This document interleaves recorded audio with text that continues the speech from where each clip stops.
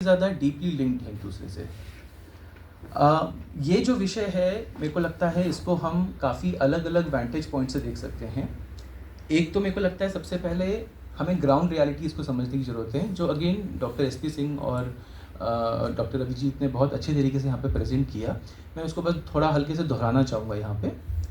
एक तो ये है कि अगर हम 2011 सेंसस को लेके चलें और हम उत्तराखंड की अपनी पॉपुलेशन देखें, विच इज़ अप्रॉक्सीमेटली 1.01 करोड़, जिसका लगभग 8% जो पॉपुलेशन है वो हमारा एल्डरली पॉपुलेशन है। And by elderly I mean 60+। Sir you have rightly said, शायद वी शुड उसको फर्दर हमें और कैरेक्टराइज करना चाहिए, बट अभी जो डेटा है अनफॉर्चुनेटली वो हमारे पास 60+ का डेटा है। तो this brings the population somewhere around 8 lakh. एक ये हो गया। इसके साथ एक और एस्पेक्ट ये है कि we anticipate that this population will continuously rise. इसका एक कारण ये है कि हमारा जो फर्टिलिटी रेट है वो रिड्यूस हुआ है, जो आज के दिन में 1.9 है, which is below the replacement rate. So definitely we'll have more and more of people of the 60+ age category.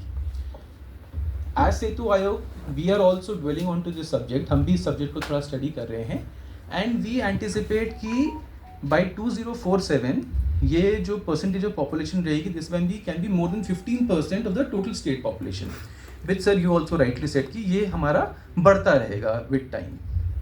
इसके साथ एक और इम्पॉर्टेंट कॉन्सेप्ट है जो हम लोग को ग्राउंड रियलिटी को ध्यान में रखना पड़ेगा, वो ये है कि ये जो एल्डरलीज होंगे, जो वरिष्ठ नागरिक होंगे, क्या ये सिर्फ देहरादून, हरिद्वार और उधमसिंह नगर में सीमित रहेंगे कि ये हिल्स में भी रहेंगे। And again as rightly pointed by sir you and also by doctor Abhijit की ज़रूरी नहीं कि सिर्फ यहीं पे सीमित रहेंगे, शायद इनका कॉन्सेंट्रेशन ज़्यादा हमारे हिली टेरेन में रहेगा। इसका एक और कारण ये भी है कि out migration by the young people काफ़ी रैम्पेंट हो रहा है। जो बहुत सारी रीसेंट स्टडीज़ है वो ये बोलता है कि यंग पॉपुलेशन काफ़ी हो रहा है, खासकर हमारा पौड़ी वाला जैसा हमारा डिस्ट्रिक्ट हो गया, वहाँ पे आउट माइग्रेशन बहुत रैम्पेंट हो रहा है। तो एक तो ये परिस्थिति हमारे सामने हमें दिख रही है ग्राउंड रियलिटी। दूसरा जो मेरे को लगता है ग्राउंड रियलिटी जो क्लाइमेट चेंज वाला है, ये भी आज के दिन में हमारे लिए बहुत ही एक चिंताजनक बात है। ग्लेशियर जैसे सर बोल रहे हैं कि हमारे रेगुलरली पिघल रहे हैं, इसके साथ साथ जो हमारे माउंटेन्स हैं वो अब ज़्यादा गर्म होने लगे, मतलब गर्मी का जो प्रभाव है वो बढ़ने लग गया है। पिछला बार ही IMD ने ये बताया था कि जो 2024 का मानसून था वो सबसे वार्मेस्ट मानसून था हमारे उत्तराखंड का। तो ये सब जो अलार्मिंग सिचुएशंस हैं, ये भी एक एस्पेक्ट हमें ग्राउंड रियलिटी को समझना बहुत ज़रूरी है। इसके साथ साथ उत्तराखंड जिस तरीके से हमारी ज्योग्राफी है और जिस तरीके से हम मूव कर रहे हैं, तो we are also getting more prone to some natural disasters जो शायद पहले नहीं होते थे। लैंडस्लाइड बहुत रैम्पेंट हो गई हैं। पिछली बार साल देहरादून में हमने देखा किस तरीके से चीज़ें ख़राब हुई, और हिली एरियाज़ में तो और वो चीज़ें ख़राब थी।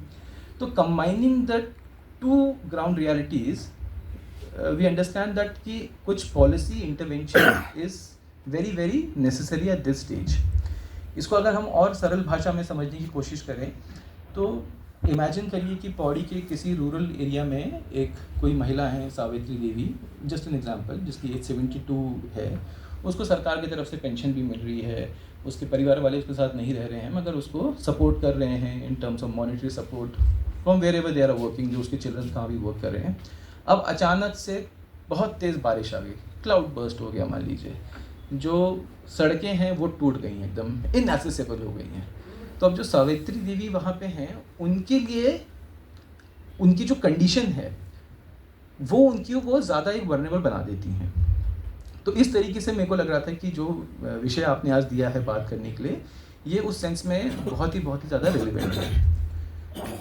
अब दूसरा वैंटेज पॉइंट अगर मैं इसमें देखूं तो वो ये हो सकता है कि अब तक सरकार क्या क्या गतिविधि कर रही है, इसमें क्या नहीं कर रहा है, क्या नहीं कर रहा है। तो सरकार अपनी तरफ से कुछ एक्टिविटी कर रहे हैं, वो थोड़ा बहुत रिसर्च भी इसमें कर रहे हैं। कुछ प्रोविजंस जो जनरली हर स्टेट गवर्नमेंट देती है, जो ओल्ड एज पेंशन